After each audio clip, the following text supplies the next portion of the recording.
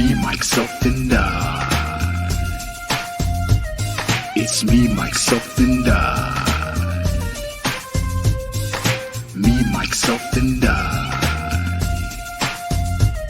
It's me, myself, and I.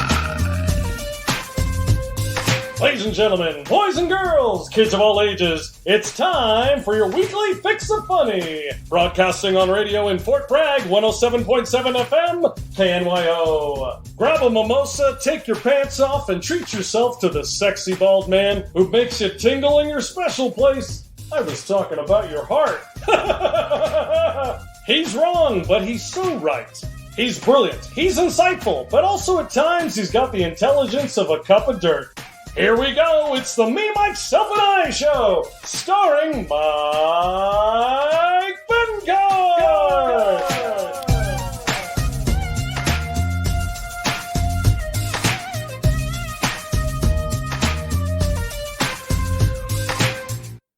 Hello! Oh my god, I lost my headphones! Hello! Hello! Hello! Welcome to another exciting episode of Me, Mikeself, and I am your host, Mike Betancourt, episode 114. I am a mapness. Figure that out. You can figure out what is I mapness. It's an old school thing. If you don't know what it is, if you're offended, we don't care because I have a wonderful show today, right here. First of all, thank you everyone that showed up. Thank you everyone that's been texting me. Thank you everyone for being a part of this show. It means a lot. Your comments mean a lot. Save your comments to the end because we have a very exciting show tonight. Tonight, I have a good friend of mine in comedy. We've known each other about 15 years. He headlines at Laughs Unlimited. He performs for the Troops. He also tours with Joey Diaz and Felipe Esparza. My good friend of mine, Butch Escobar, is here. He's waiting in the green room. He's ready to have some fun, and I can't wait for you to have some fun with him. So save all those comments, whatever you have, any questions you have for Butch, we're going to answer them all at the end because honestly, these comments that people have been leaving are off the hook hilarious. So you are a part of the show. That was late when I said that. You are a part of the show. So thank you for being here. How was everyone's 4th of July? Did you guys have a good time? Did you guys get drunk? Did everyone have a good time? Barbecued, swim, overheat, blow stuff up? I hope so. Even though it was illegal, did everyone see the drone over all the cities? Can you believe all these people lighting fireworks like it was World War III? Here's one thing about America. Here's one thing. We may not agree on having a mask or no mask for COVID. We may not agree on political Democrats or Republicans. We may not agree on anything, but there's one thing for sure. I dropped my pen, but it's okay. There's one thing for sure is that we like to blow shit up on 4th of July, damn it. And we do it as Americans. And that's one thing I'm very proud of. I'm proud to see every single neighborhood blowing shit up in your neighborhood, almost blowing up your neighbors' roofs. Thank God you didn't, but I'm glad you did. Kind of. But why are there still leftover fireworks? That's what I just don't understand. Why are there leftover fireworks after the 4th? The week before 4th of July, I get it. You're excited. You're ready to light some up and go up and you want to test them out. You know, just like you get all that excited. But after the 4th of July, there shouldn't be any. I still hear stuff going pop up. Why? You're supposed to explode everything on 4th of July. You're being selfish. Okay? Just want to let you know, if you still have fireworks after the 4th of July, you are a selfish, egotistical, narcissist piece of shit, and I want to hang out with you later. Anyways, we have a great show tonight. But before we move forward with Mr. Butch Escobar, let's see what's going on with the weather. Boom! Hello, everybody. This is Drake Comic, the weatherman, weather guy, weather sexy beast, the weather Montana weather guy dude here on Me, Mikeself and I. Now, today, we're going to be talking about the weather in Carson City, Nevada. Now, I'm from Nevada. I'm allowed to say Nevada, but the correct way to say Nevada is Nevada. You see the difference? Nevada gets you punched in the face. Nevada gets you invited over for dinner. Now, the capital of Nevada is Carson City. The weather here today in Carson City is 81 degrees Fahrenheit. If it's 81 degrees Celsius, then you burn up. You just burst into flames. It's really hot in Nevada because it's a desert. Now, Carson City is named after Kit Carson. He was the first governor of Nevada. He played for the Carson City Senators, and after he had an ERA of 119 in 67 seconds, he became Kit Carson, the general of Nevada, or Nevada if you're crazy. If you take the time to Google Kit Carson, you will figure out that without Kit Carson, Nevada wouldn't have become a state because he was the first drug dealer who invented casinos. Kit Carson invented the first casino, and they didn't know you had to use money. They would use rocks. They put rocks in slot machines. And then that became Las Vegas, and then everything came out of Las Vegas, and then you have Nevada, and it all started in Kit Carson, Carson City, Nevada, and this has been the weather here on Me, Myself, and I. This is Drake Comic, baby. Good old Carson City. I have performed there many of times at the Carson City Comedy Club. And the cool thing about Carson City is it's a different world. Okay. You got Carson City is meth. Let's be honest. I'm not going to lie. Butch can probably say the same thing. If you perform there, you can just smell the meth. And then Tahoe is 30 minutes away. Beautiful place, gorgeous water, and cocaine. That's it. But all right. Enough about this. We have him on the show. He's here right now. I'm going to show you guys a comedy clip of his that he shared with me. Very funny. Ladies and gentlemen, I'm going to show you Mr. Butch Escobar. Where is he? He's here. Technical. Oh, there it is. Boom. Here we go. Butch Escobar. It's been a long day. And hemorrhoids.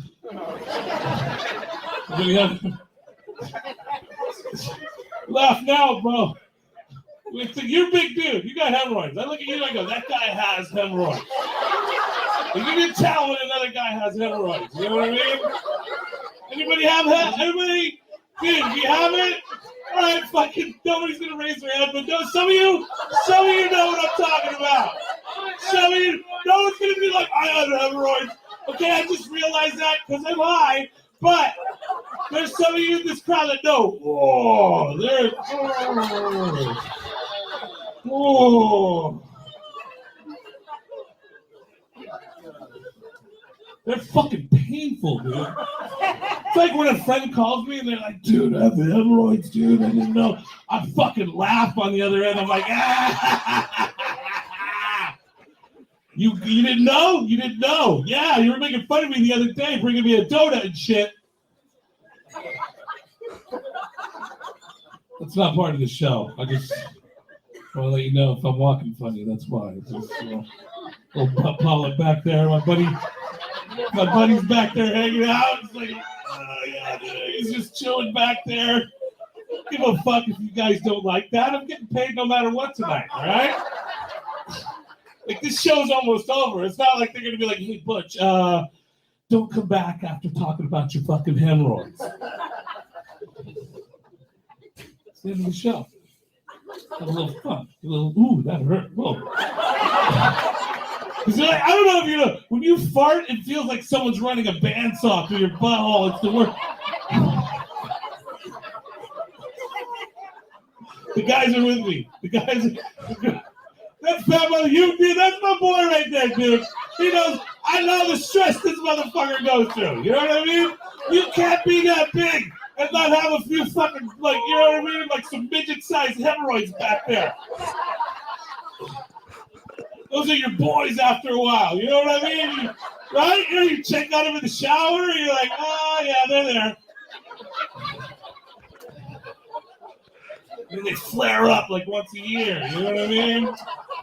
Make your life a living hell. See, you've never had hemorrhoids. Look at that shirt. You know what I mean? Life's too, like this guy has. He knows what I'm talking. That's why he dresses like that. Because we've been through shit. You haven't.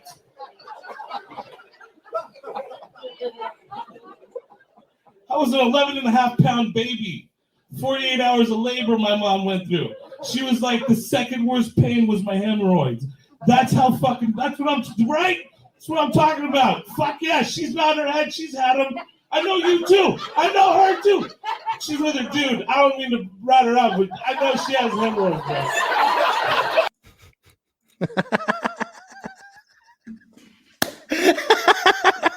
All right, with that proper introduction, here he is, my friend, your friend, Mr. Butch Escobar. Hey. In the background. Should I have got that approved? Should I? What's up? I mean, there's nothing back there. It's blocked. You know, It's all blocked. Yes, this is. We're not going clean at all, man. Ah, I'm good. I'm good. Yeah, like, it's blocked. There's, like, I'm trying to get out of the way. Yeah, see, there you go. You should have put his name. You should have flipped your name over and put it down that way. Right. The elongated way. That was a sudden shock. I was like, Butch Escobar, whoa! Well, I was like, okay, if he says something at the check-in, but I guess you don't see it at the check-in. No, I didn't. I Oh, just said what's up real quick. And well, I mean, you know, I could always change it. dude, it's you, man. It's you. I got that. Sometimes there's like a video I have of a white lady getting drunk and not realizing that the cops are behind her, and so she starts swinging on whoever starts touching her, and they got to take her to the ground. I usually play that in the background. It says, at Butch Escobar. You know, I got a couple of fucking dumpster fire. Dude, I thought my stuff was outlandish. I thought I'm Mapness. You're like, I see your eye Mapness, and drop a black penis on you, Mike. This guy is the icon of 2020. This guy is the icon of the era that we're going through right now. Just getting screwed over, right? That's all it is. I don't know about that. He's just on every meme, and like everything that I ever see is this guy. So I was like, you know what? I'm gonna say it loud and clear. I'm a big fan. You know what I mean? And you're right in the middle of the crotch area. Yeah, I'm sitting behind. That's the best part. You're not even onto the side. You're like right. You're like, holy. You know, I bet you his balls look like one of your. Looks like you. One of his balls looks like you. I'll send you the original that doesn't have the block on it. I'm good. I'll take your word for it. Oh my God. Go fight. You just put Butch is prepared for massage.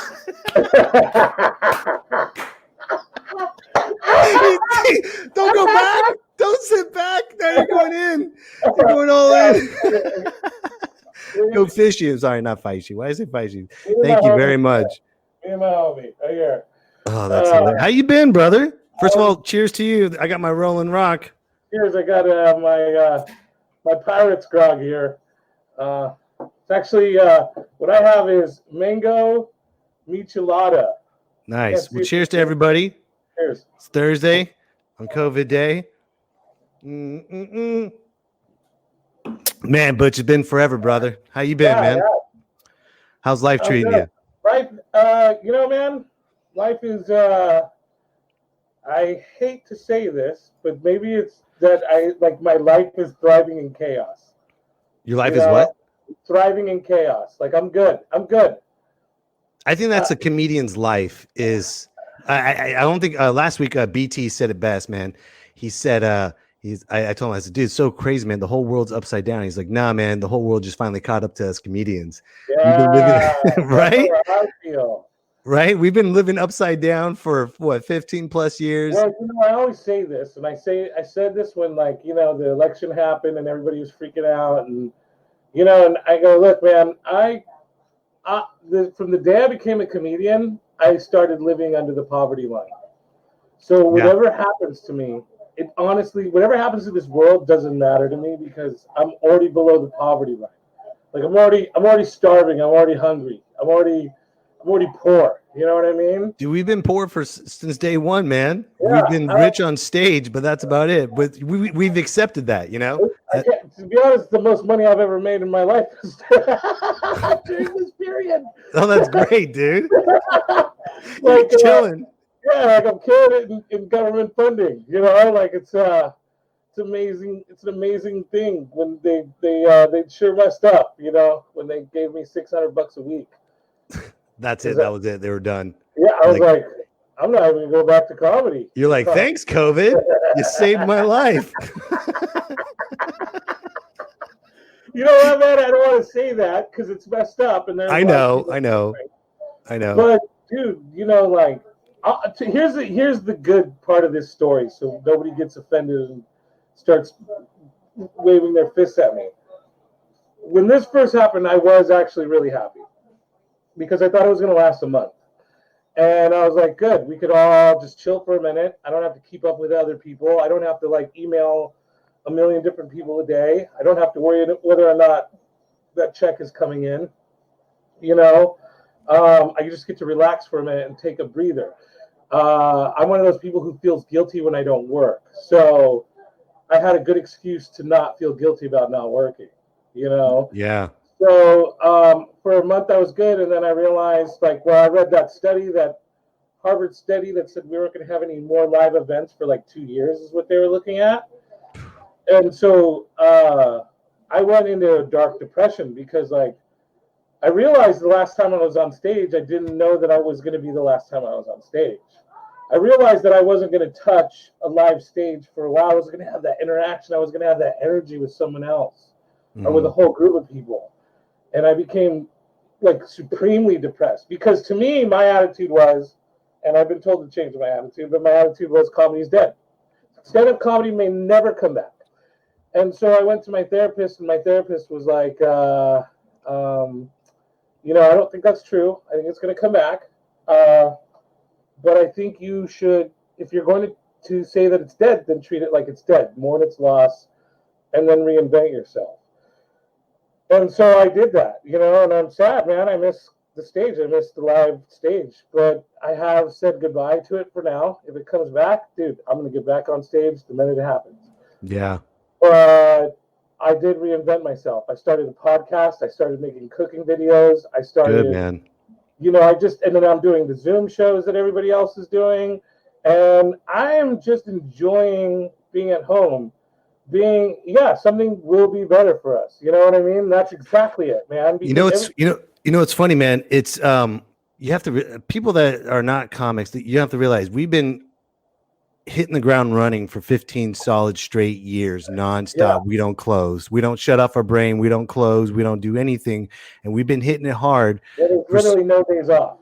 No days off. Even the days off, we don't have days off. We're freaking out. We're like, oh my God, where's my next check? And it's like you said, with the bookers, you know, when they email us or when you email them, you get the same generic response. We'll get back to you. We'll get back to you. We'll get back.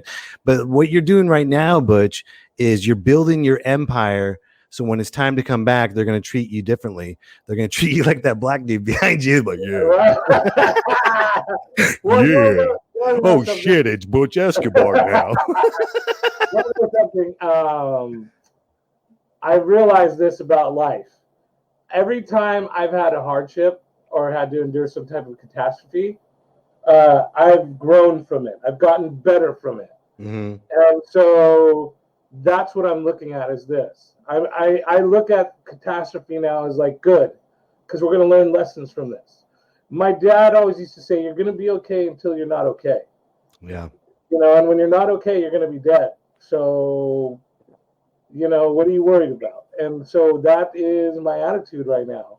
I mean, don't think I'm running into the fire right now. Like, I don't want to catch COVID, but I tell you what, man, it would drive you nuts if you just constantly gripe and wish stand-up was alive right now. It would just drive you insane. Well, that's what my therapist said. She goes, you're going to sit and wait for it to come. And if it doesn't ever come, you're going to die waiting for it to come, and it's going to drive you nuts. It's going to eat you up inside, man. Yeah. You know, it's like you're like the hot chick waiting for that phone call. Is he going to call me? Is he going to call me? Is he going to call? No. calling. He's got COVID. He ain't calling you. So you got to get on with it. You got to go find another girlfriend. You know what I mean? Yeah, no kidding. No kidding. So when you started, you and I, where did we meet? We met in Campbell, right? Did we meet in San Jose? Somewhere in San Jose we met, and we just. I at the San Jose Improv. You were on the show with me there. You know, man, the cool thing about you, man, is you know how when you meet new comics and we're both starting out and then we both go our separate ways. And then, you know, with all the BS in between, like with all whatever, you know, shit talking, whatever it is.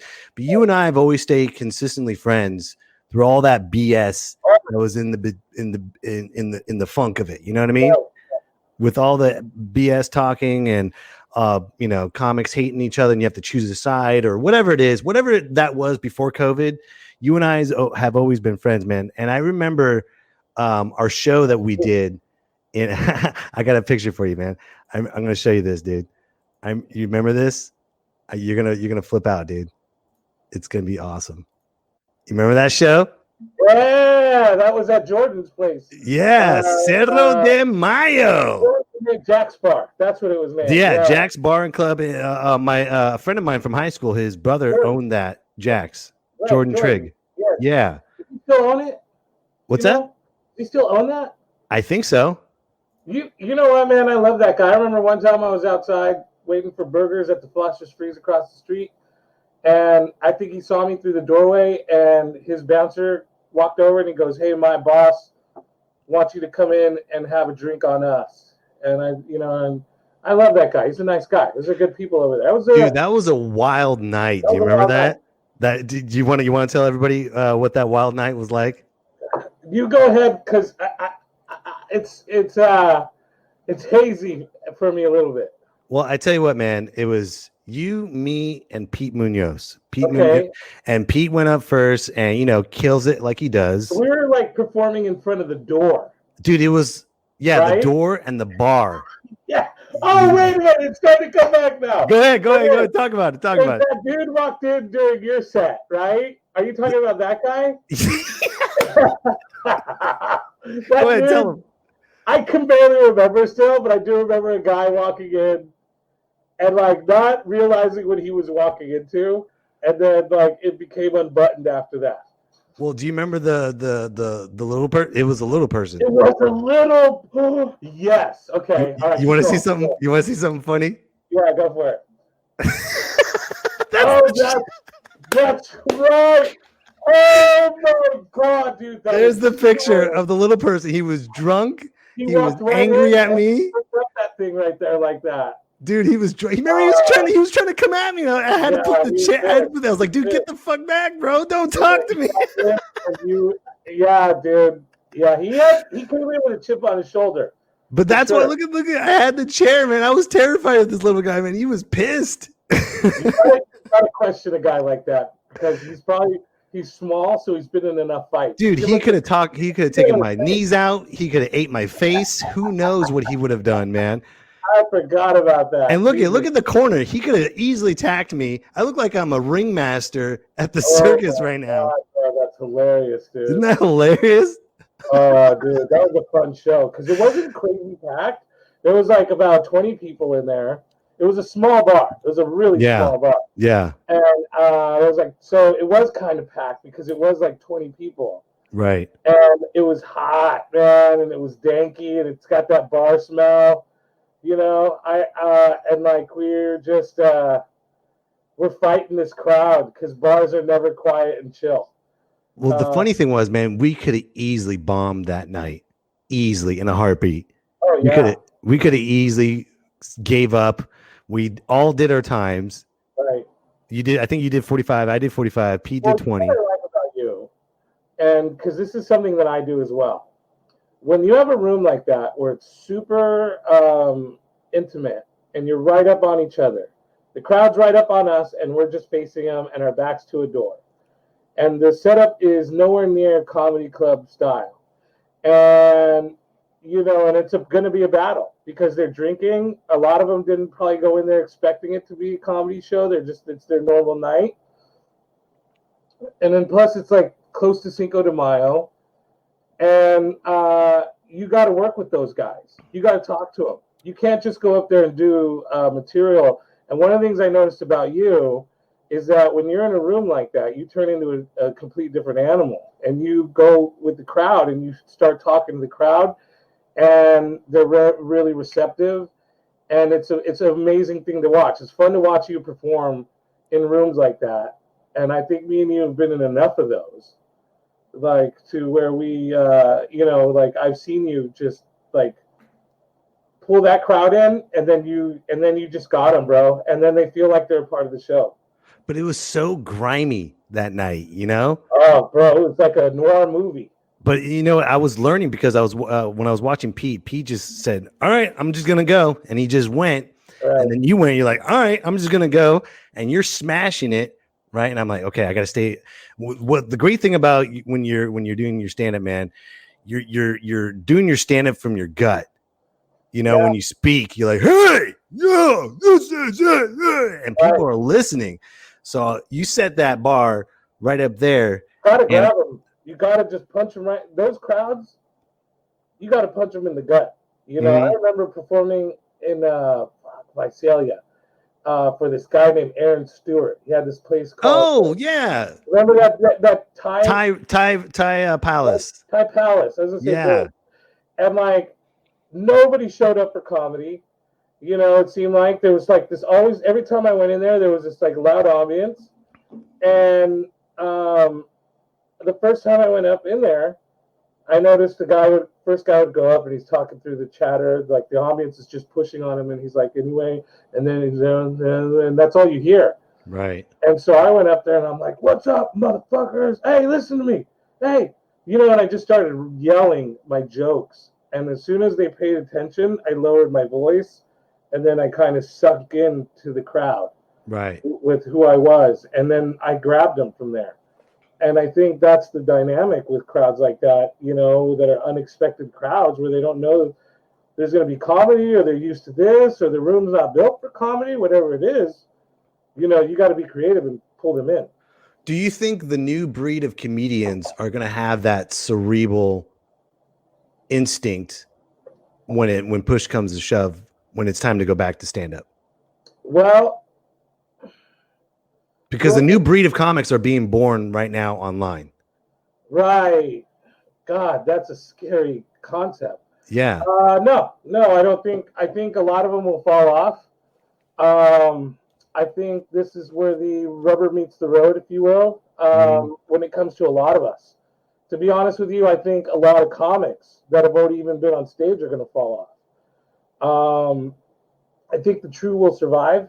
I know I'll survive it. I know I'll still be a comic because I have nothing else in life that I could do.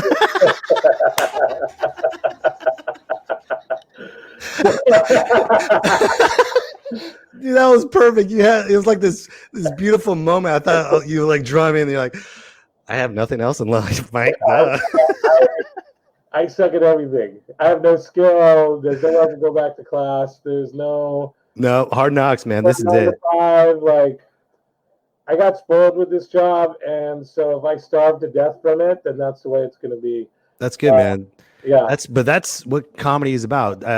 What's his name? Jerry Seinfeld had this one joke, or he was talking about life as a performer, and there's a group of guys with their violins, and it's raining outside, and their bus breaks down, and it's cars are passing them, mud's going over them, and they lost pay, they lost their money, and then they see this house, like a nice little fireplace, and the family, and they're eating dinner, and they look at each other like, how could they live like that?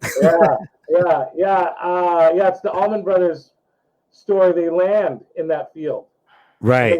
They got to walk the band to the venue, right? And it's frozen, and their like feet are wet from the slushy ice, and they look in on that window, And that's the thing, is that you expect the story to end like, man, I wish I would have lived my life like that, right?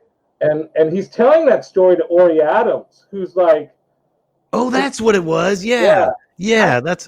I hated Ori Adams in that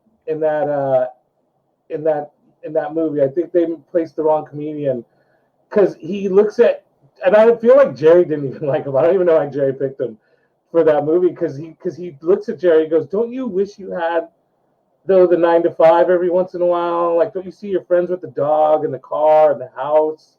And he was like, "What? No. Yeah. You know, and that's the thing, man, is like I remember watching that at the beginning of my comedy career and watching Jerry react to that and tell that story about the Allman Brothers. And I remember like, oh, dude, comedy is for me. Pirate's Life is for me, bro.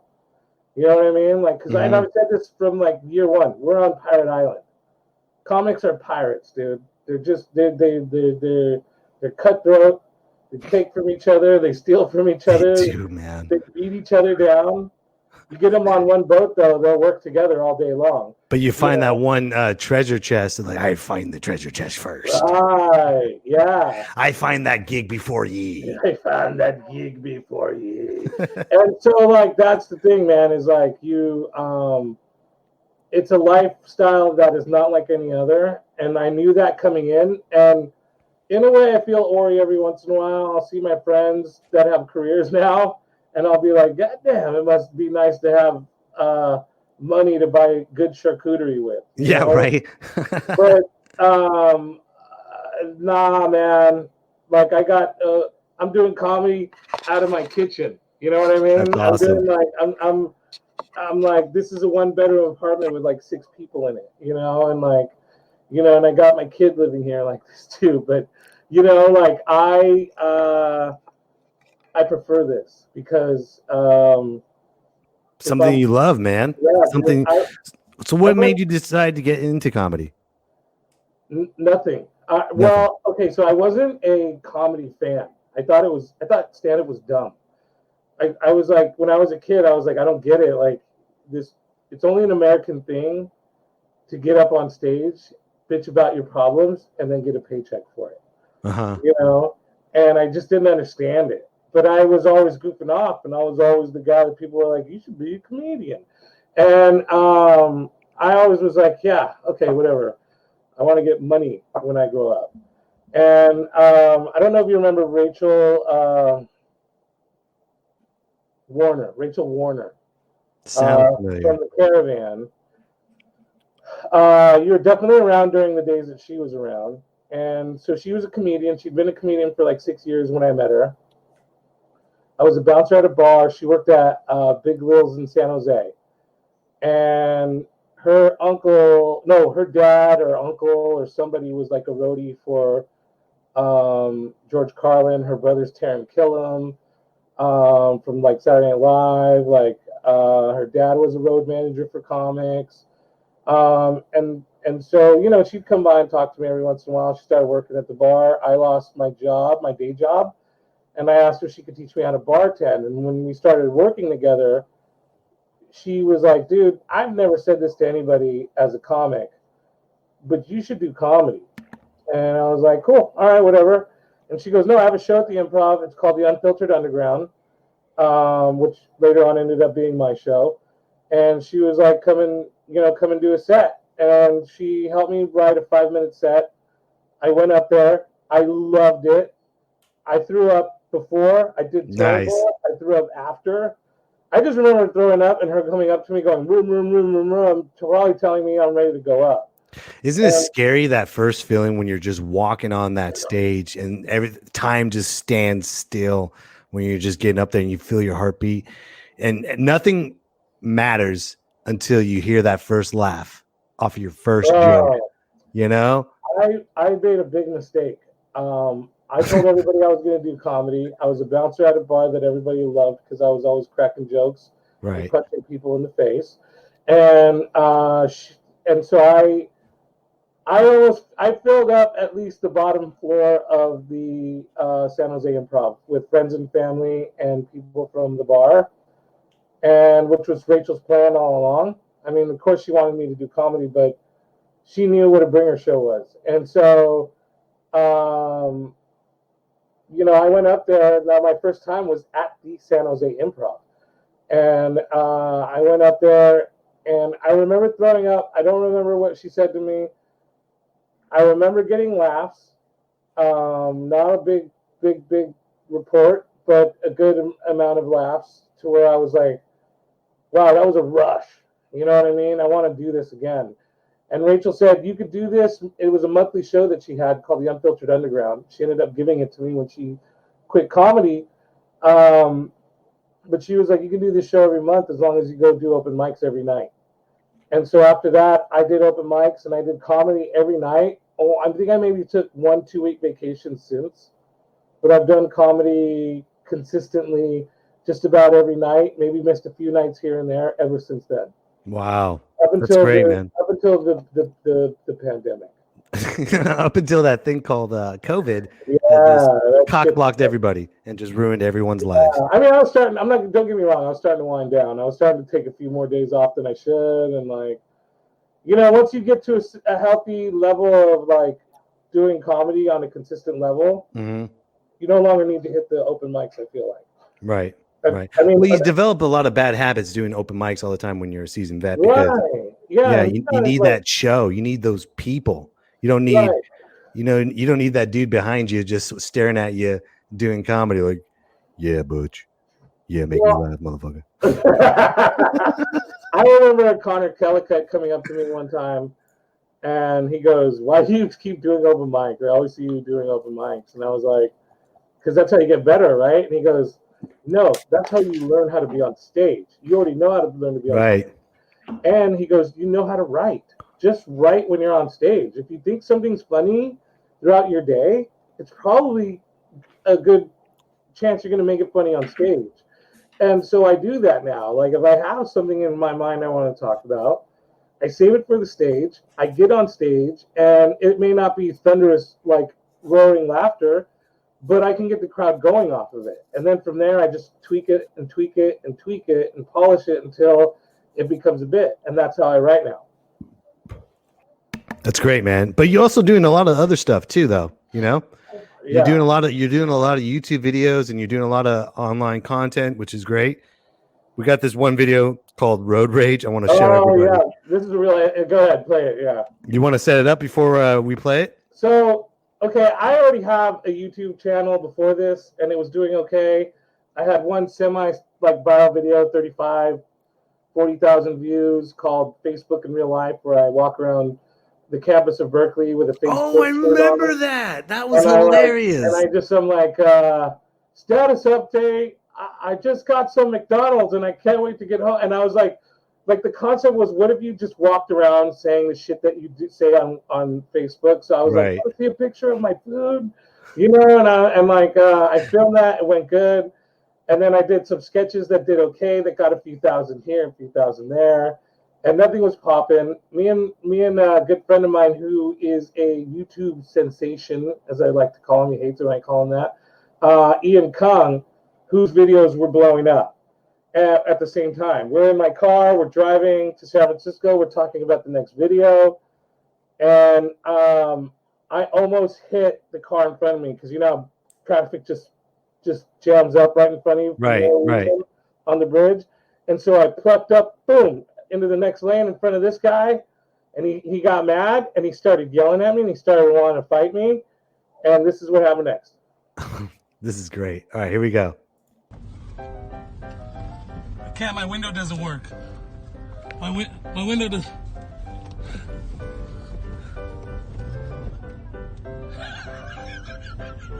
My window doesn't work.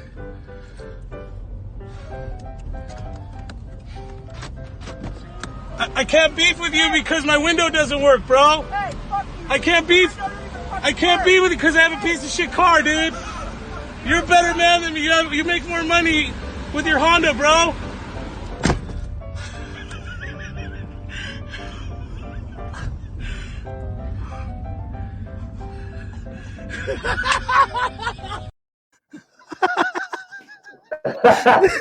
Dude, that's so bad. So it's just film that. Dude, it was great because he had this nice car. He's all heated. Yeah. He's pissed off. Your car sucks. And it's like everything that you stood for in stand-up. I was like, I'd rather be poor. And you just see my window doesn't work. Yeah. And then it's like, you know what's funny is I got him, I'll be honest with you, I got him a little worked up more than the video shows. I'm sure you did. So I'm sure you my did. buddy Ian starts filming. He goes, should I film this? I'm like, yeah, here's the camera. And I'm like, oh, I start throwing punches in the air. Well, I'm like, you want to fight? You want to, let's pull over and fight? And he's like, yeah, let's pull over and fight. I'm like, you want to get mad at me and fight? And and I'm like, doing this thing in the air to him, and I'm getting him worked up. And then that's when I edited the video up to that point. So it just looks like the guy's super angry. And he was livid. Yeah, livid, dude. In all fairness to that guy, and I've tried to find the guy so I could be like, hey man, you helped me make this wonderful video. Can I give you credit for it? Because I got him worked up. I did. I got him worked up, and then when he wanted to fight me, I was like, and to be honest with you, dude, because a lot of people are like, whoa, what a Zen master this guy is for just behaving like that. If my window worked, I would have rolled it down and been all, fuck you, you fucking bitch. But my window didn't work. And the best part is that door just it's just opening and just like, my window doesn't work. Dude. You're better than me. Bro, you already won. Look at how poor I am. Dude, look at his car, man, just cruising through.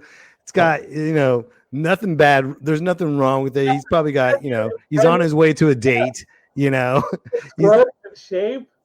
What's that? He looked good. Like, he looked like a handsome guy. He was right. He had like a nice His beard. car is crystal clean. The car was sharp for a Honda. Man, it was nice. And he's probably on his way to something fun. And then I can imagine his story when he gets to that place. They're like, what's wrong, dude? He's like, bro, man, this one guy, man, big guy, dude, I told him what's up, man. That's what I did. He wanted to fight me, and I was like, dude, stay in your damn car. His window wouldn't even go up. His window even wouldn't go down. He had to open his poor ass had to open his car. Yeah, dude. That was the thing, is like, we looked at it later and we kind of just giggled at it. And then Ian was like, you have to put this on your channel. And I was like, funny. Yeah, I was like, yeah, do you think it'll get anything? And he was like, I don't know, maybe it'll get 1,000 or 2 if you make a good thumbnail. I think it's over 1 million now, somewhere. So is it, how much is it? It's over 1 million for sure on my YouTube. And I think it's at 1.5 million on my TikTok. Wow. Yeah. That video got 1.5 million banned viewers on TikTok. Right. I know. All that hard work, dude. All that hard work for TikTok, and 30,000 people on TikTok, and I'm like, this sucks. And they're like, no more. That's it. Yeah, that sucks, dude. I know. I didn't mean to bring it down. I know. How could you not, man? We're living the times we're living right now. I honestly, like, I feel bad for it, but I feel bad for like Richard Cervate or Dave Nihill, who have like 500,000 to over. I think Dave Nihill is over 1 million. Oh wow! Followers. And they really put in work. They edit their videos. If you go to my TikTok, it's like a 12-year-old made it. It's like it's shitty. It's shitty humor. It's toilet humor. Like, I have one video, like, there's this family that gets news that their daughter made it to college, and they're filming their reaction. So they're at the computer, and they're like, oh my God, and they start crying, and then the dad looks into the camera, he's like, no way. And then I just paired it with me pushing the toilet seat down. Right? Like, as if a man for the first time for the first. And like, there's like 1 million views on that. You know what I mean? Like, oh my God. That's like just, it's just toilet humor. Like, that's funny. So I don't feel as bad for me, but also because I am not new to the business of sticking something so far up your butt after, after something good happens to you, because that's what comedy is. Mm-hmm. It's like reward and then you get effed. You know what I mean? Reward. Right. Effed. It's like, I don't know, like, Milton Berle is my favorite, has my favorite quote in comedy, and it's you don't get your big break until you've had 500 big breaks. And I remember hearing that before comedy, but not realizing what it meant. And then, like, I remember the first time getting invited to the Comedy Store, and was like, "Oh shit, I'm at the Comedy Store." Okay, big deal. I remember getting my first TV credit. Okay, big deal. You know, like I'm still here. You know, I'm still like struggling. I'm still trying to make it. You know, so like I have had probably over 500 big breaks, and I'm still looking for my big break. And that's comedy. That's just comedy. So the fact that they're taking TikTok away from us, go ahead, take it. Take it away. There's more. I There's got more. I got this. I got YouTube. You can take me with my YouTube. I got Instagram. I don't care. I'm gonna keep creating until you bury me. You're like a Palestinian. You want this? How about this? Hey, how about this? You want more? You want good jokes? For you, Instagram. I got more. I got more. Hold on. Hey, hello. I got dirty jokes. I got pot jokes. I got this jokes. Yeah. Well, dude, you know, man, I can't believe we're almost at an hour right now, dude. And I don't want to leave right now because I got this new segment and I'm going to try it with you. Okay. But you got to allow yourself to go with this. I'm not going to put you on the spot. What's up? Is this the movie segment? Yes, it is. I was about to tell everybody about it, but way to jump the gun. Oh, cool. Okay. Oh, sorry. It's cool. You already told me your 5 movies. So this new segment is called Cinema Therapy. Okay. I'm going to turn into Sigmund Film. So we're going to take a quick Sigmund Film break, and then hopefully this cheesy bit works. We'll see, because it's comedy. It is time for Cinema Therapy with your host, Sigmund Film. We are going to take a deep psychoanalysis on your favorite movie. Lights, camera, and therapy. Let us begin, yeah? Yeah, jawohl. Welcome to Hacky Cinema Theater.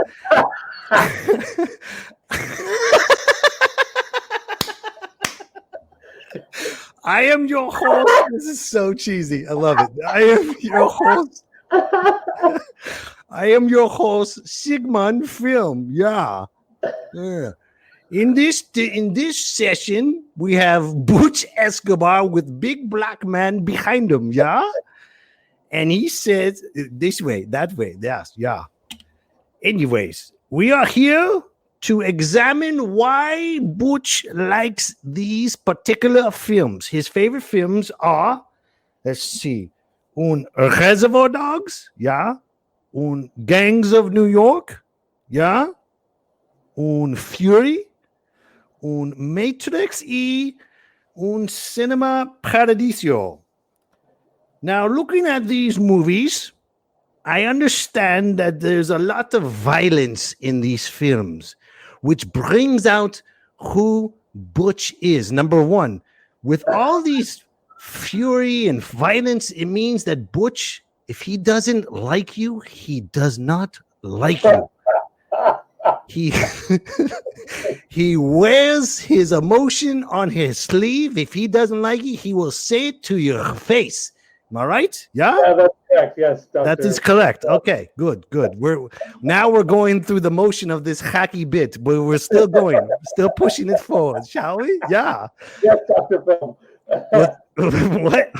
Yes, Dr. Film. Yes, jawohl. Yeah, Dr. Film. We'll get better with this segment later, but not now. Maybe the next guest, but not this guest. After I'm long gone. After you're long gone, we will have a better feel of what this bit is like, yeah? So, we are going to examine Reservoir Dogs, yeah? Let's look at Reservoir Dogs. There's a particular scene that I want each and every one of you to understand what this scene right here will break down Butch Escobar's personality. Let's watch it, yeah? Asshole! If I know what kind of guy you were, I never would have agreed to work with you. Are you gonna bark all day, little doggy? Or are you gonna bite? What was that? Sorry, I didn't catch it. Would you repeat it? Are you gonna bark all day, little doggy? Or are are you gonna bite? Oh, Christ. Hey, look, you two assholes, calm the Yeah. You gonna bark all day, little doggy? Or are you gonna bite? Now let's really bring in our Mr. Blonde. Let's really bring him in when we do the impression. Now we must, in order for you to channel this hacky bit, we must channel the Mr. Blonde bit. We must look inside the camera and we go, are you gonna bark all day, little doggy? Or are you gonna bite? Let's have you say it, Mr. Butch. Are you gonna bark all day, little doggy? Are you gonna bite? Jawohl. Let's try it one more time. You have to bring in your shadiness. You have to bring it in and say it like this. Ready? Let's look. You look in the camera like this, and you go. Are you gonna bark all day, little doggy? Are you gonna bite? Are you gonna bark all day, little doggy? Are you gonna bark all day, little doggy? Are you gonna bite? It's very hard to take you very seriously. Yeah. What's that?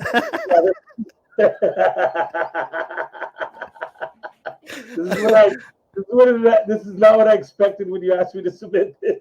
You know what, dude? I tried. I took it off. I tried. Well, maybe I'll try next time. I like it. I wish you would have stayed with it. It was fun. It was fun, but I had to be, you know what, dude? I'm in the moment, and you know what it's like with comedy. If it's not feeling it, just go. Just keep going. I don't want this to turn into Saturday Night Live, you know? Right. Yeah. And nobody wants that. But they have a lot of money, so I wouldn't mind being Saturday Night Live right now. No, shout out to them. They hire me. Fuck them if they don't. Yeah. But anyways, does anybody have any questions for Butch right now? Since I failed miserably at that last bit.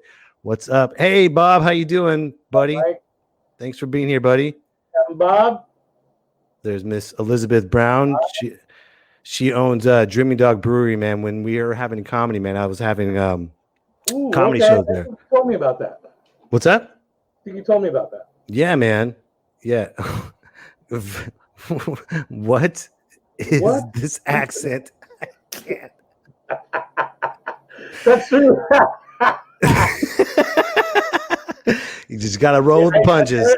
Apparently, Mike couldn't either. What's that? But apparently, Mike couldn't either. I tried for a moment, and it was like, you know what? I'm having too much fun. So maybe next time. You know Juan Medina? What's that? You know Juan Medina? Name sounds familiar. Okay, he's a comic out of San Francisco.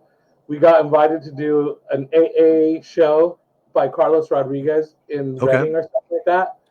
And so we drive all the way up to Reading, and he starts doing his set like this. And he vows throughout the show, he's gonna do a set like this. And he stuck to it for 10 minutes. It was, oh man, it was hard to watch. But it was fun to watch at the same time because he had to stay in that character the entire time. And you could tell he badly wanted to get out of it, but he just had to stick to it.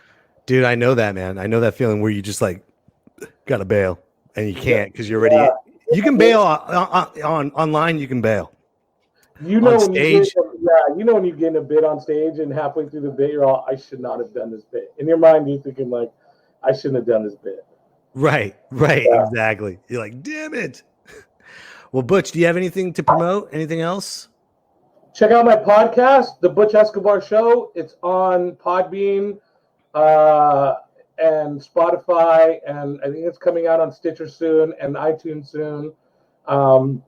I just started it 3 weeks ago. Check me out on YouTube. Also, Butch Escobar, Instagram, at Butch Escobar. Can I sell some merch real quick? Or just go ahead, man. Go ahead. Hey, keep your mask on. I'm a supporter of the mask.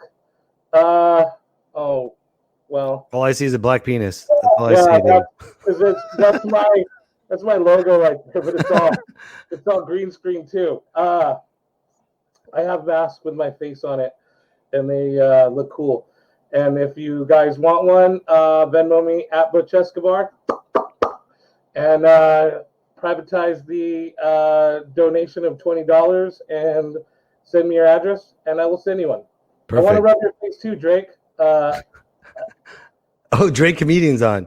The weatherman. Black penis. I'll buy.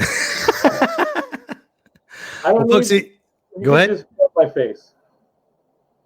I didn't hear that. What? I said I don't need a black penis to rub my face with. I mean, you can have mine, but yeah. You know, it's funny.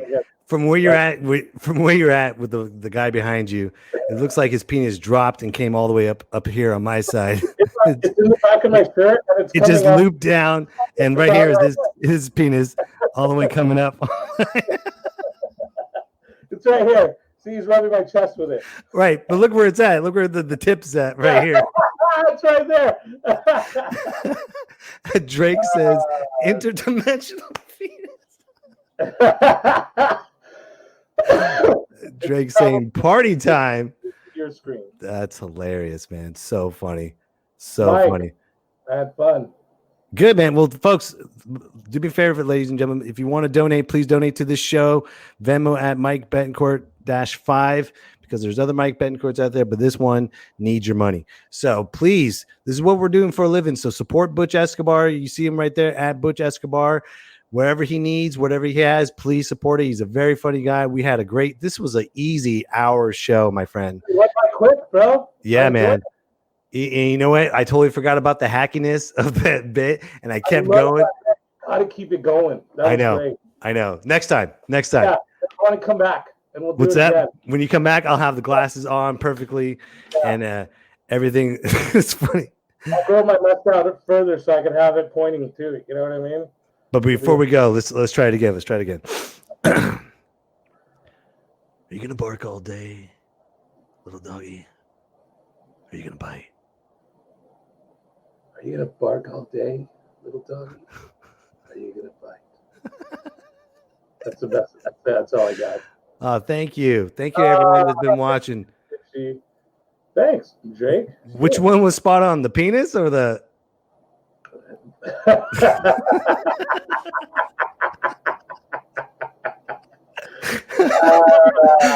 Oh man. Well, listen, Butch, we're gonna get going, brother, but thank you so much. Thank you for everything. It was a great time catching up with you. I wish you nothing but the best, and I can't wait to see you on stage again, my friend. Yes, sir. So we're gonna snap. We're gonna do some salsa, man. Snap your fingers, brother. We're gonna salsa out of here, brother. We're gonna do it.